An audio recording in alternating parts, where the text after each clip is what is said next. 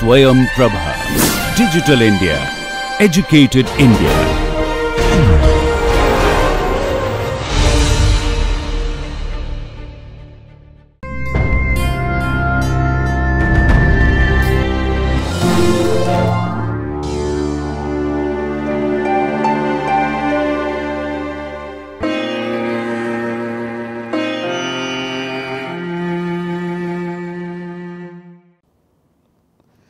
Hello, I am Dr. Pallavi Bajpai from Dr. D.Y. Patil Medical College and Research Center, Pimpri, Pune.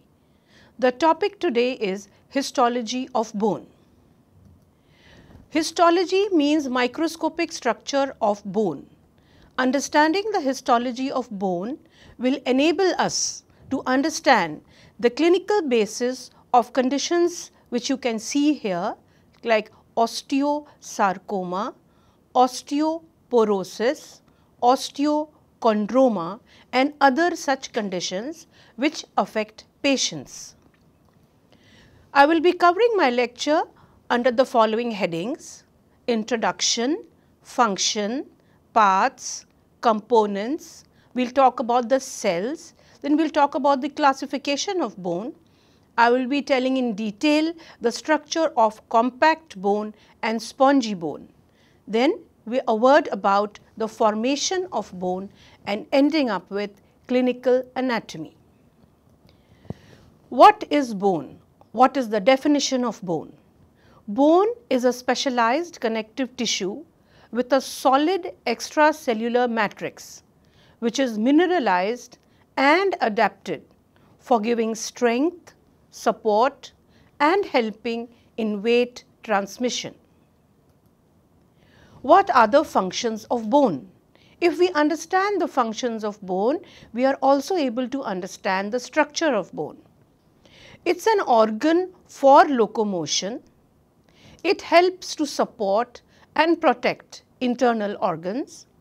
It is a site for storage of calcium and phosphate, and hence it regulates blood calcium levels. Bone marrow, which is present in the bones, is a site for development of blood cells. And lastly, bones can also be used for bone transplant. Now, this is more of a use than a function. Now, let us first study what are the parts of a bone. Now, this is a diagram of a bone. This is the upper end, which is called as an epiphysis. This is the lower end, which is also called as an epiphysis, and this is the diaphysis or the shaft of the bone. This is showing a cut section and details of the outer part, which is the thick part, and the inner part, then details of the end of the bone. So, now when we look at a longitudinal section of the bone, the outer part of the shaft, which is called cortex, this portion is very hard, dense and compact. So, it is called as compact bone. The inner portion, this inner marrow cavity, it is called as medulla. It shows a meshwork of tiny bony rods and plates with lot of spaces in between. And this type of bone is called as spongy bone. So, basically the outer compact part and the inner spongy part. Now, we have the end of the bone. When we look at the end of the bone, that also shows spongy type of bone. Now, the outer surface of the shaft, it is covered by a thin membrane called as periosteum. You can see here periosteum, and the marrow cavity inside, the walls of this marrow cavity are also lined by a thin membrane called as endosteum. A word about periosteum. It is the outermost membranous covering of the bone. The ends of bones which are taking part in the formation of joints, they are devoid of periosteum. Also, sesamoid bones, they also do not contain periosteum.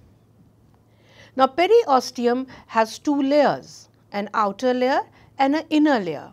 The outer layer is fibrous and is made up of collagen fibers. The inner layer is a cellular layer. It is also called as osteogenic layer. It contains various cells like osteoprogenitor cells and osteoblasts. We will be talking in detail about these cells little later.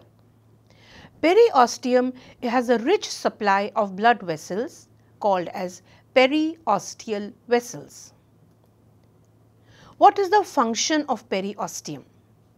The periosteum supplies blood to the outer one-third of the cortex of bone through these periosteal vessels. Periosteum is responsible for bone formation. Periosteum allows attachment of muscles, tendons and ligaments to the bone. Special mention about Sharpie's fibers or perforating fibers of tendons. These fibers, they pass through the periosteum and then attach to the bone. Periosteum also forms a limiting layer for the bony tissue. It's important to understand because if this layer is torn or disrupted, then the bony tissue literally spills out or grows out, leading to bony outgrowths. Now we come to components of bone. Bone is made up of cells and matrix. Cells, there are four types of cells: osteoprogenitor, osteoblasts, osteocytes and osteoclasts. Matrix is made up of organic matter and inorganic matter. The organic part consists of fibers and ground substances. Now, we will talk about each of them in detail. First, we will talk about cells. There are four types of cells: osteoprogenitor, osteoblasts, osteocytes and osteoclasts. Osteoprogenitor cells. They are pluripotent stem cells. They are mesenchymal in origin, and in adults in the periosteum they are found in the deepest layer. They are also found in endosteum. Their function is osteogenic, that is, they give rise to osteoblasts whenever there is a need for bone formation. Now, osteoblasts. They are derived from osteoprogenitor cells. They line the growing surfaces of bone. They are roughly cuboidal in shape. Their nucleus is eccentric and ovoid. The cytoplasm is deeply basophilic in color because of the abundant rough endoplasmic reticulum present. Electron microscopic features reveal it is a typical protein secreting cell with a large number of Golgi complexes. Its function, it forms bone tissue, that is, synthesis and secretion of osteoid or organic matter of matrix, that is, collagen fibers and ground substance. Next, we have the osteocyte. It is the mature cell of bone. They are formed from osteoblasts. They are slightly smaller in size.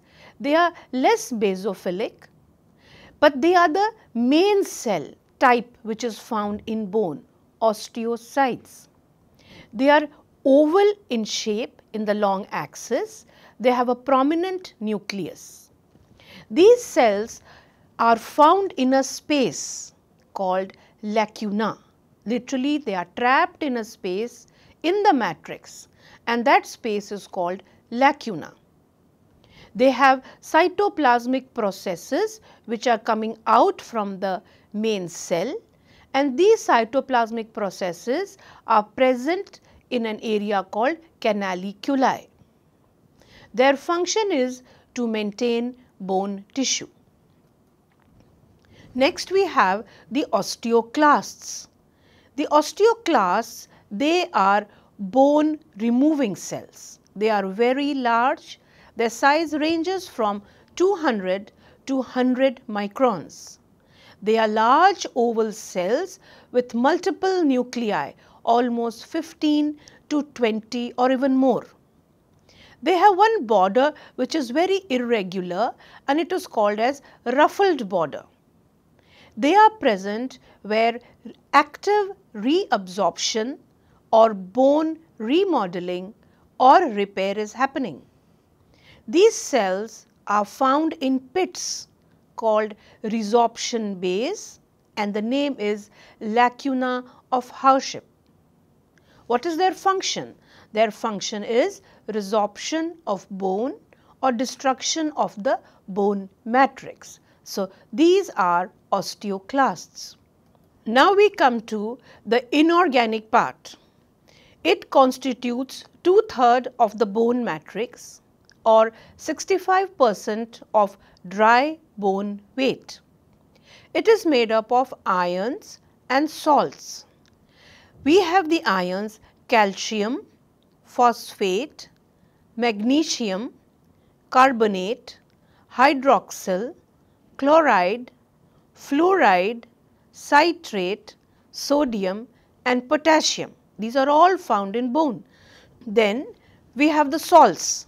Salts which are hydroxyapatite, calcium phosphate and calcium hydroxide. Now we come to the organic component. It is 1/3 of the bone matrix or 35% of dry bone weight. It is made up of ground substance and fibers. The ground substance helps to bind the calcium ions, that is responsible for mineralization of bone. What does the ground substance contain, or what is the ground substance made up of? It is made up of glycosaminoglycans, proteoglycans, glycoproteins, chondroitin sulfate, phospholipids, phosphoproteins and water. What are the fibers in bone? Fibers present in bone are collagen type 1. They are arranged in parallel layers and they are synthesized by osteoblasts. So, here we must remember one term and we should be familiar with it, osteoid. What is osteoid? Osteoid is ground substance and collagen fibers minus minerals. Now we come to classification of bone. We can classify bone according to histology, we can classify bone according to its development and also based on its maturity. Histologically, bone is classified as compact bone or spongy bone. Spongy bone is also called as cancellous bone or trabecular bone. Developmentally, the bone can be classified into membranous and cartilaginous type. And based on maturity, bone is called as non-lamellar bone or woven bone or immature bone. And the second type based on maturity is lamellar bone or mature bone. Now, with these classifications in mind, we proceed to learning first about lamellar bone. Adult bone is made up of layers called lamellae. Thus, adult bone is lamellar bone. What is a lamella? A lamella is a thin plate of bone made up of ground substance with collagen fibers in it and mineral salts. Between each layer, there are some spaces. These are flat spaces called lacuna. or lacunae, and each lacuna contains one osteocyte. Now, if you look at this diagram, you can see this thin layer, this is one lamella and subsequent lamellae on each other, that is what is found in bone, and between each lamellae you will see some spaces. These spaces are called lacunae, and trapped within these lacunae are the osteocytes. So, now if we look at an enlarged view of the same diagram, these are the lamellae 1, 2, 3 like this, and we have spaces between lamellae. You can see this space. This is a lacuna, and trapped within a lacuna is a cell, and the cell is the osteocyte.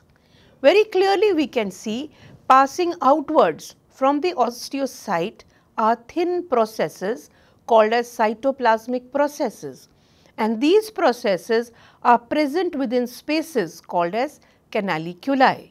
So, we have a lacuna with canaliculi, and inside it we have the osteocyte with cytoplasmic processes.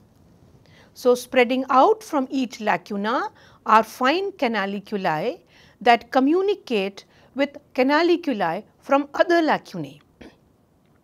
Inside the canaliculi are fine cytoplasmic processes of osteocytes. The collagen fibers in one lamella run parallel to each other, but in adjoining lamella they may be in different directions. Now, we come to the second type, that is woven bone. It is the first formed bone in prenatal life. It does not have a clear lamellar structure. It contains ground substance, collagen fibers, cells, minerals. But the collagen fibers are in different directions in one lamella itself, and they are interlacing with each other. Hence, it is called as woven bone. So, we have to remember this, that prenatal bone, woven bone. It is a very mechanically weak bone, and at a later date it is replaced by lamellar bone. Now, in adulthood we get woven bone only in certain conditions, when there is repair and remodeling of bone taking place, or if there is a bone tumor. Now, we come to the next variety, that is the spongy bone or the cancellous bone. Spongy bone is made up of a meshwork of bony plates and rods called trabeculae. The trabeculae, they are branching, anastomosing, curved. They also have lamellae with lacunae containing osteocytes. But enclosed within the trabeculae are very large spaces, and these are filled with hemopoietic tissue or bone marrow. These trabeculae are covered by endosteum, which contains osteoprogenitor cells, osteoblasts and osteoclasts. Now, important is there are no Haversian systems. What are Haversian systems? We will come to it just in a moment when we learn about compact bone. This is a diagrammatic representation of spongy bone. We can see on the outside periosteum.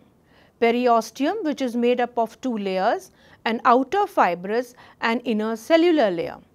We can appreciate trabeculae. These are all trabeculae. You can see anastomosing, curved. Then within the trabeculae we can find lamellae.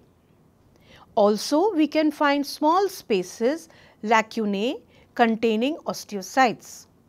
Then between the trabeculae are large spaces. These are the large spaces. They contain hemopoietic tissue. This is an actual slide showing spongy bone. We can see the trabeculae here and here, and in the trabeculae we can appreciate some lamellae. We can appreciate the spaces called lacunae with osteocytes. Now, we come to the next type of bone, compact bone.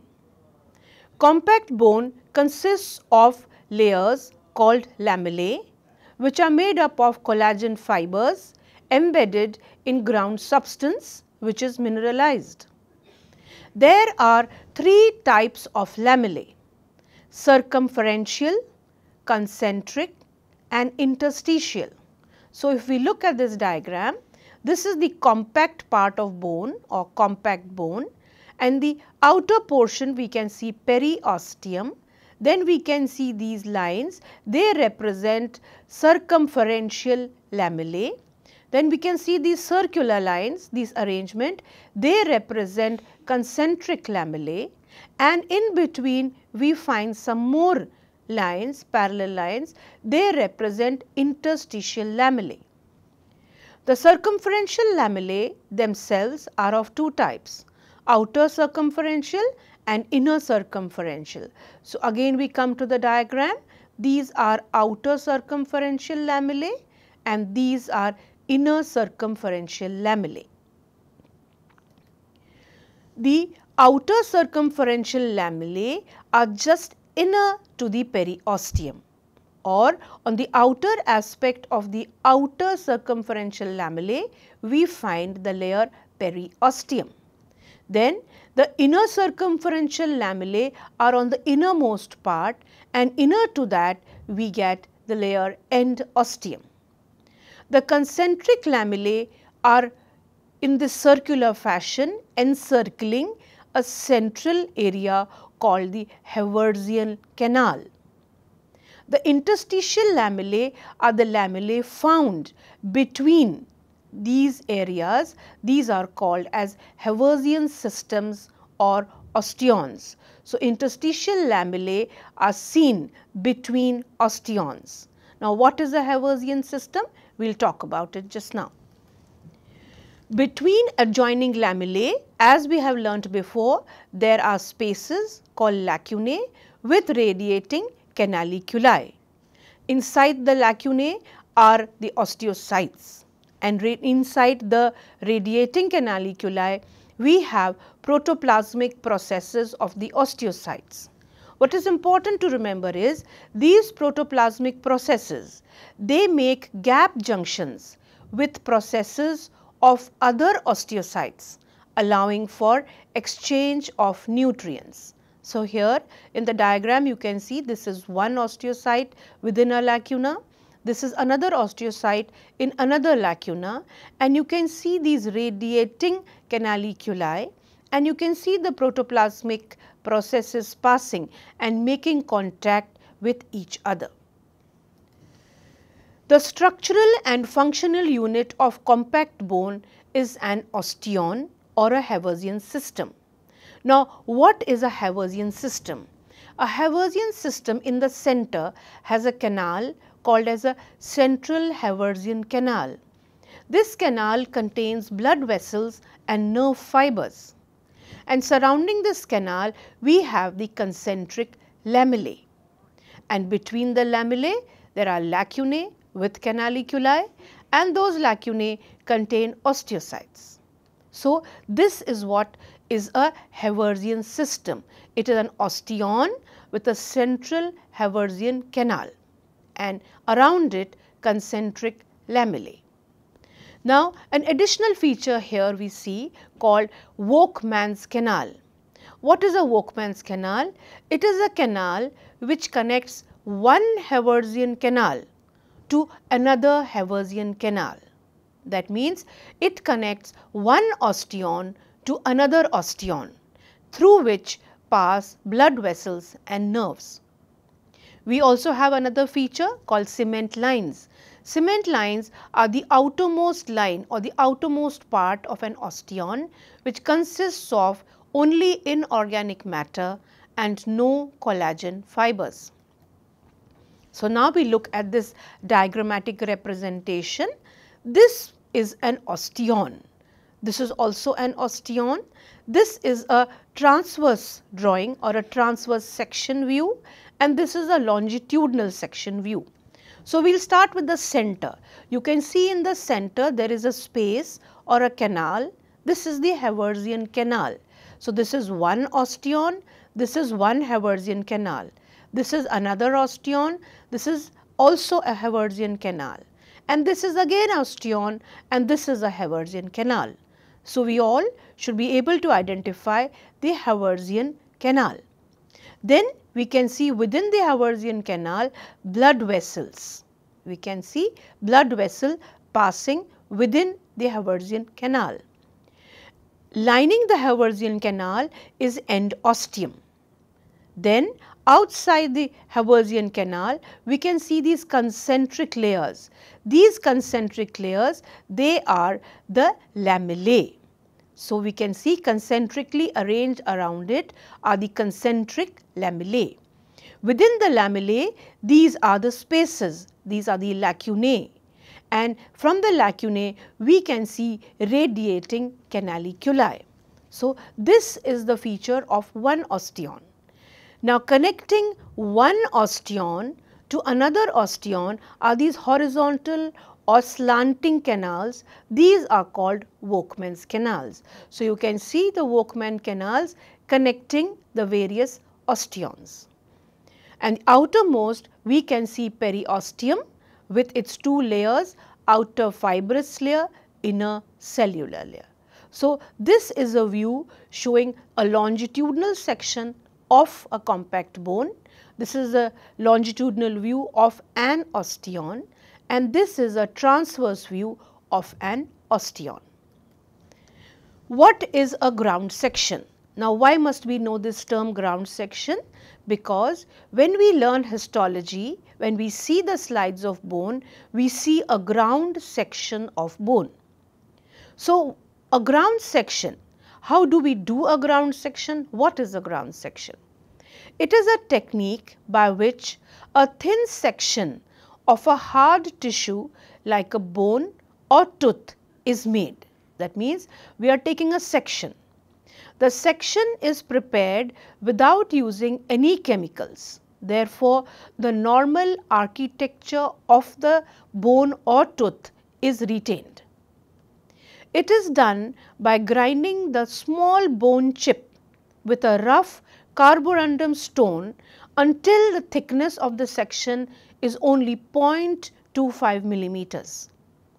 Then the section is cleaned, dried, mounted on a slide using DPX medium, and then we can view it under a microscope. To remember is that in the ground section, the cells are lost during grinding. That means, we cannot see the osteocytes, but we can see the lacunae and the canaliculi. So, now we are looking at a ground section. This is an actual slide of a bone prepared by ground section. It is in low power and we are seeing a TS or a transverse section. Now, it appears like this, the dark areas and light brownish yellowish areas. We can see these small circular areas. These are Haversian canals. You can appreciate them here, 1, 2, 3 and so many. So, these are all Haversian canals. Surrounding the Haversian canal, you can see these concentric layers. They are the concentric lamellae. Then between them, we can appreciate vertical lines. These are also the vertical lamellae, or these are the lamellae of the osteons. So, this is one osteon. Now, you can see a horizontal space passing through from one osteon to another osteon, that is the Workman's canal. The same section, ground section, transverse section of bone under high power. Now, the features become even more clearer. We are able to immediately appreciate the central Haversian canals here. We can appreciate even the small spaces called the lacunae. We can also see the Workman's canal. We can see the Workman's canal connecting two Haversian systems or two osteons.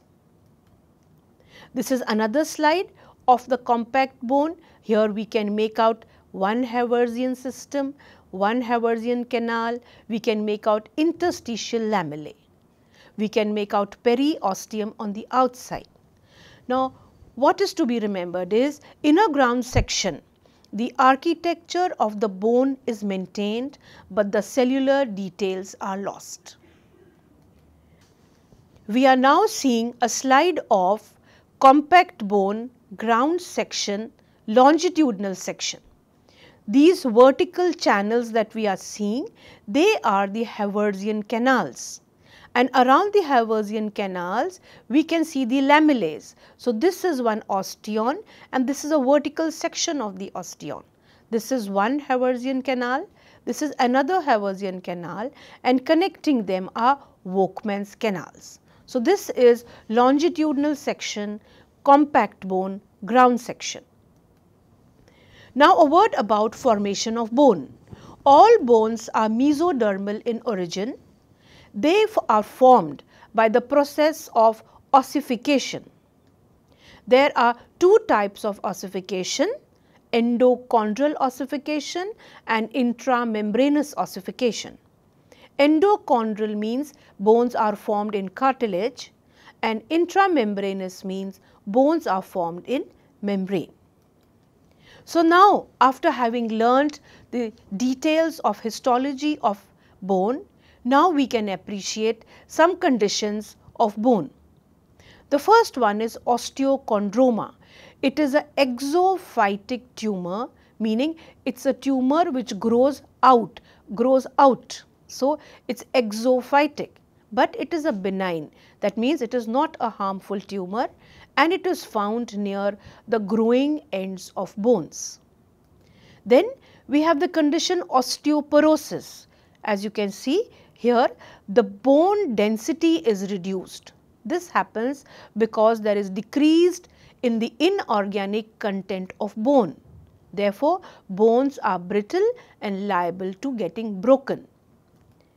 Then we have the condition called osteosarcoma. It is a malignant tumor of the bone.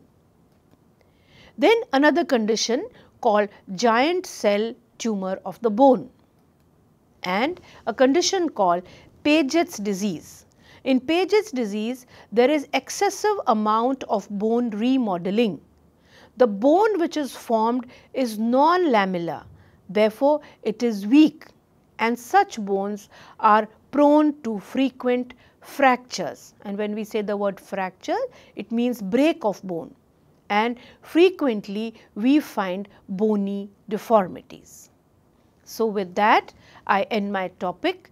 Thank you.